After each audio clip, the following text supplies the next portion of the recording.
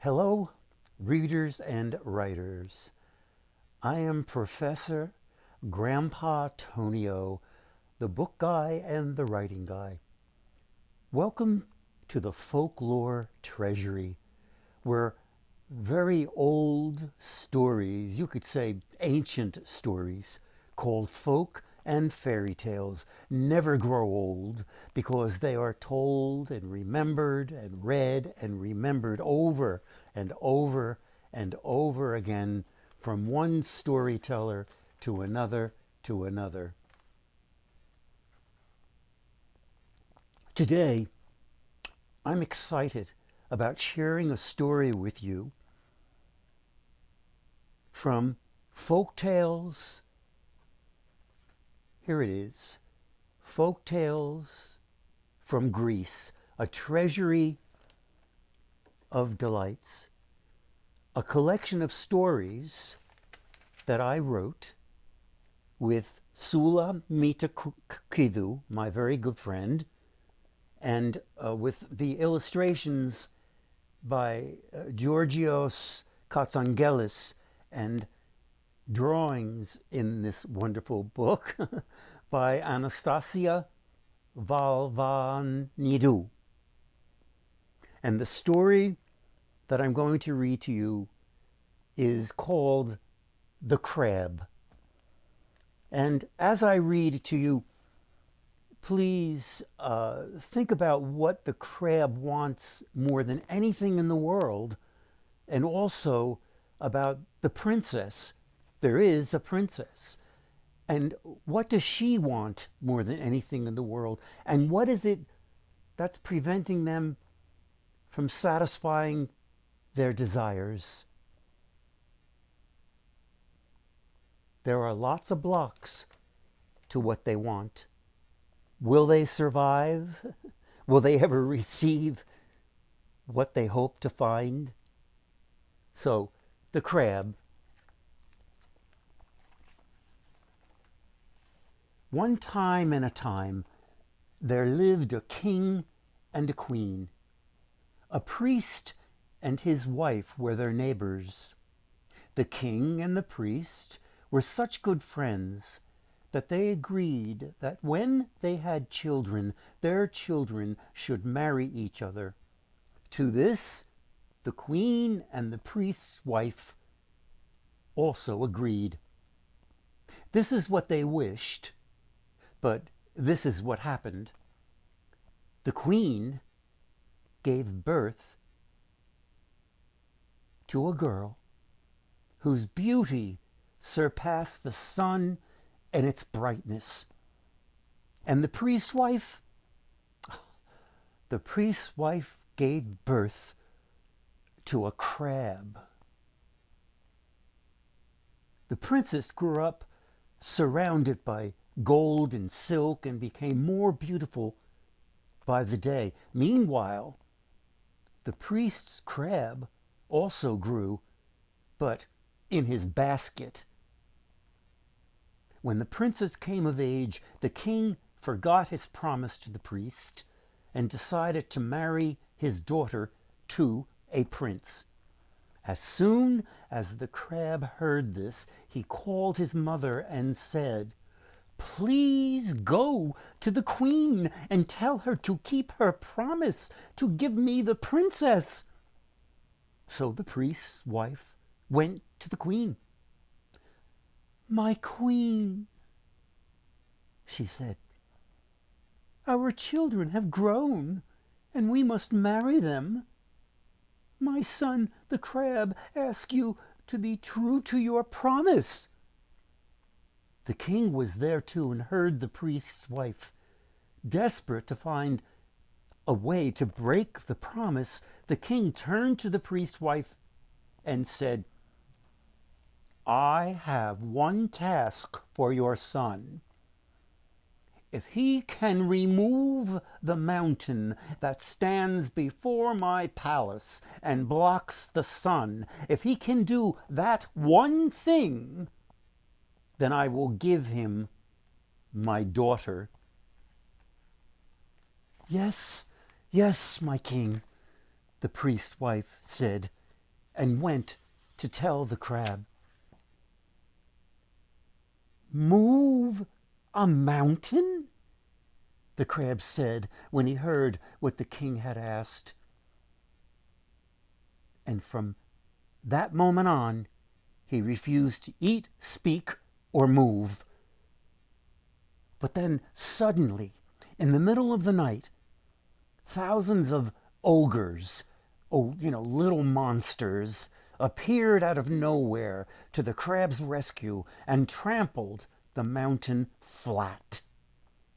In the morning, when the king woke and saw the palace full of sunlight, he thought he had overslept. But when he looked out his window, instead of a mountain, he saw a vast field.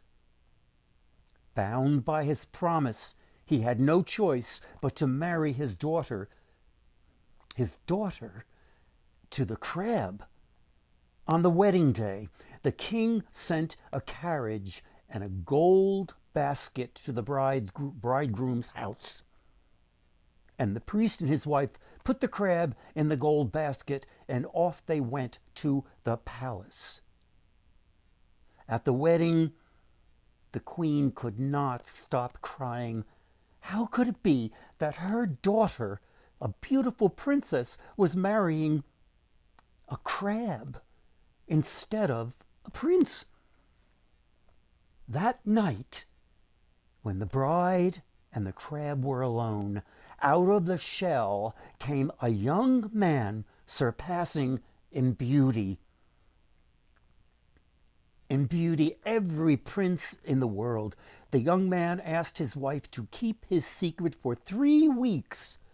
If she did that, she would free him from a terrible spell. Otherwise, she would lose him forever. And so, by day, the young man was a crab, and by night, he became a handsome man. The princess couldn't be happier for her luck, but her poor mother was wasting away, or, as the saying goes, she was melting like a candle with grief. Come Saturday night, the princess asked her husband, What shall I do tomorrow that we must go to church?" "Go with your mother," the man replied, "and I will follow. Careful, though, not a word, or you will lose me at once." On Sunday morning, the princess went to the church with her mother. After changing himself into a man, her husband followed them. On seeing this handsome man at church, the mother once again began to cry. "Now this is a man worthy of you," she said. As much as the daughter felt her mother's sorrow, she did not utter a word. Not a word. The same thing happened the following Sunday. But on the 3rd Sunday, the princess was so moved by her mother's sorrow that she gave away her secret. When the princess and her mother returned to the palace, though, they found no sign of the crab. Who was grieving now? Who was crying and melting like a candle? Your good princess, that's who. In tears, she went to her father and told him what had happened. She then asked him for a bag of gold pieces and 3 pairs of iron shoes so that she could go in search of her husband. The king willingly gave his daughter what she asked for. Then the princess disguised herself as a man and set off. For 2 long years, she went from place to place, and wherever she went, she asked about her husband. But nothing. Just as the third pair of iron shoes was wearing out, the princess came to a crossroads. There she built an inn and took in whoever passed by. She treated everyone royally, and in return all she asked for were the stories of their lives. At the end of the 3rd year, 2 beggars came to the inn. After the princess had offered them food and drink, she asked them for their stories. "On our way here," one of the beggars began, "we got hungry and sat down by a river to eat. We had 3 pieces of dry bread. So I went to the river to soften them, but the river had a strong current and took my bread. I had to run to catch it, but the water was too quick for me. I ran as fast as I could until I reached a waterfall. There I saw some steps. Cautiously I followed them down and came to a big door. Opening it, I saw a palace.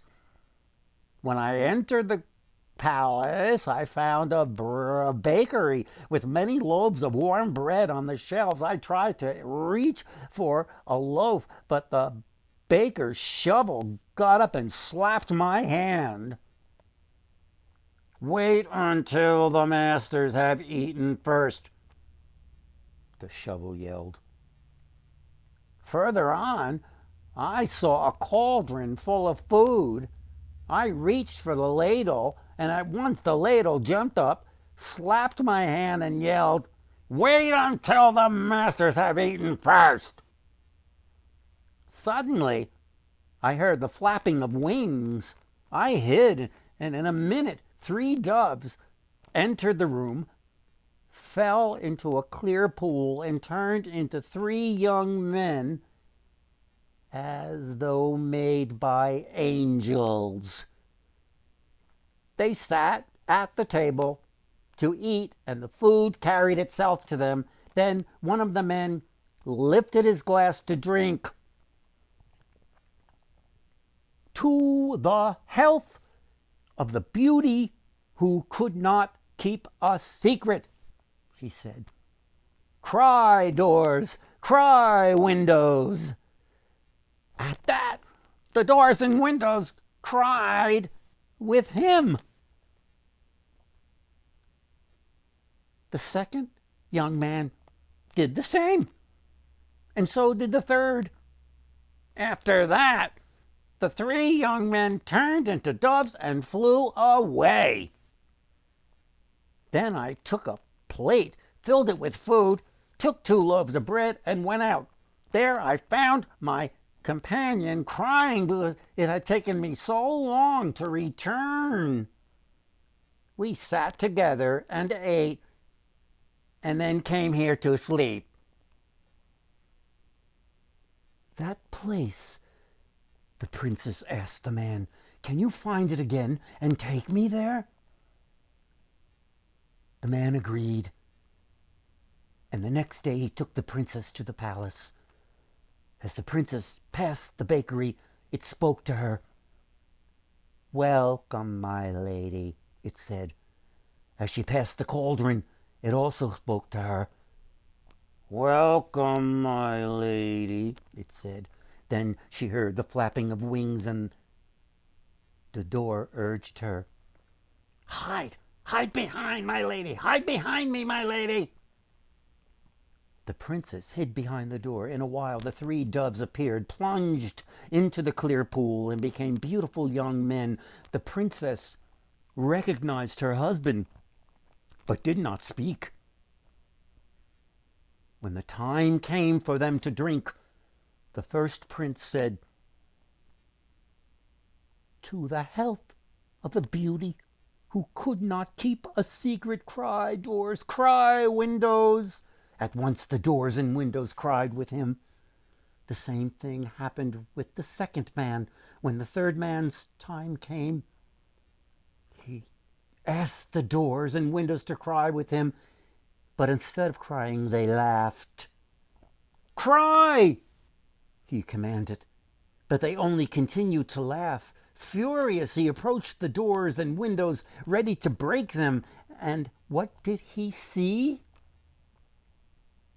His wife, of course. Quick as lightning, the princess grabbed his wings and threw them into the fire. "At last, you have released me," he cried.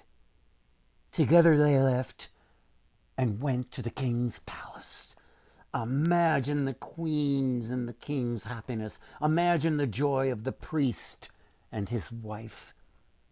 Then they celebrated a second wedding. For 40 days and 40 nights they ate and drank.